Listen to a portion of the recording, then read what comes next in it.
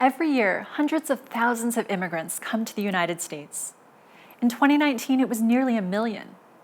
Now, that might sound high, but it's only half of those who are eligible.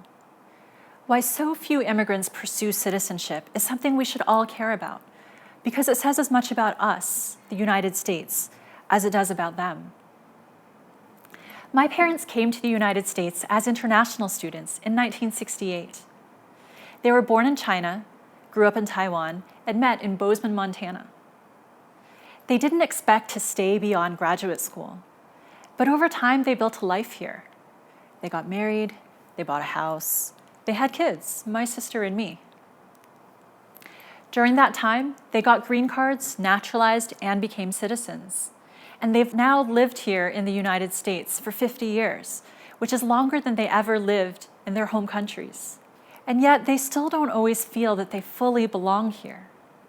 Now, as for me, as a child of immigrants, I don't always feel that I belong here either. I've been a citizen for my whole life, and I've only ever lived in the United States. But when the University of Colorado offered me a job as a professor teaching immigration, I was initially reluctant to take it. See, I was afraid that people would think I wasn't from here, as an Asian American woman with a foreign-sounding name. So why did I feel this way? And why do so many immigrants feel that they don't belong, even though they have legal status? Well, maybe it's because citizenship is about more than legal status. Many people think about citizenship as a legal binary. You're either an immigrant or a citizen, and you're legal or illegal. And that makes you an insider or an outsider, with the border as the dividing line. But that binary is incomplete. The reality is that immigrants come here in many different ways, and they live here in many different legal statuses.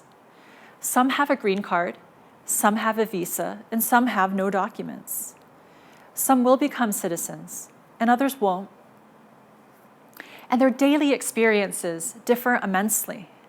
Whether immigrants feel that they're part of a community, that they have a stable job, and that their voice matters, is all part of full belonging in the United States. That's why instead of a legal binary, I see a spectrum of citizenship that explains why some immigrants fit in and others don't. And it's the combination of legal status and their daily experiences that create full citizenship. Now, spending time with immigrants is important to understanding those experiences. And so I bring students with me to workshops where we help green card holders apply for citizenship. If you've ever seen this form that you have to fill out at the workshop, it's 20 pages long, and it asks about the most minute details in your life. It asks everywhere you've ever lived. It asks how long you've been in the United States. And it asks how many days you've traveled during that time. How many of us would remember how many days we've traveled in the last 5 or 10 years? But for all those questions, one question that's not on the form: why do you want to be a citizen? And so as my students saw these lines becoming longer and longer at the workshop, we decided to ask, why do you want to be a citizen? How do you think it'll change your life? One of the organizers at the workshop, Salvador, is himself an immigrant. Salvador came to the United States from Mexico as a child. He didn't have documents at the time, but now he has a green card. Salvador told me that he knows down to the day when he will be eligible for citizenship, and he intends to get it on that very day. But the other immigrants at the workshop had been eligible for 10 or 15 years already. The reason they came forward on that day was because they felt they could no longer afford not to be citizens. You see, times are scary for immigrants, and they feel they need the protection of citizenship to feel safe from hatred and harsh immigration policies. It's not like that for everyone. There are people like Bob Marshall. Bob came to the United States from Canada 20 years ago. He came for college, he stayed for graduate school, he worked for several companies, and then he got a green card when he married a US citizen. Now, when I met Bob in 2017, he had not applied for citizenship. He never felt the need because, well, as a white guy from Canada, he was an invisible immigrant. But then something happened. There was a new ban on travel from Muslim countries, and in the beginning it wasn't clear if it applied to green card holders like Bob. So after all those years of feeling that he fit in, Bob was feeling a little less secure. Now, Bob and Salvador are not from Muslim countries, so they're not actually targets of the Muslim ban. They're also in lawful status, so they're not subjects of deportation. But for both of them, policies like the Muslim travel ban served as a wake-up call. As much as they had come a long way as lawful permanent residents, they were still only on the brink of citizenship. You see, pursuing citizenship is hard. It was never easy, and it's harder now.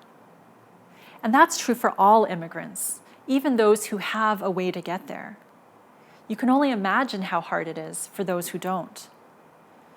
So building paths for those immigrants is something we hear a lot from politicians, both Republicans and Democrats. And beyond building paths, we have to make sure that traveling those paths leads to a sense of feeling at home. When COVID-19 hit the United States in March, we closed our borders to immigrants, first from China, where the coronavirus started, and then to other countries around the world. Back home in the United States, immigrants are often essential workers, and unfortunately, like other workers, many of them got sick. Like other Americans, many immigrants have trouble affording health care, and those who are eligible for free health care are often afraid to use it. This crisis so clearly highlights that it doesn't matter where you're from. We all live here together, and our actions affect each other. What's good for immigrants is good for all Americans. And so the government made a surprisingly good choice. They decided to make coronavirus testing available to all, and to ensure that if you got tested, you wouldn't be blocked from citizenship. Now that's what I mean when I talk about treating immigrants as if our fates are linked, because they are. The American dream is about believing that you can move up in the world, no matter where you come from. Growing up in an immigrant family, I've learned about moving on that citizenship spectrum.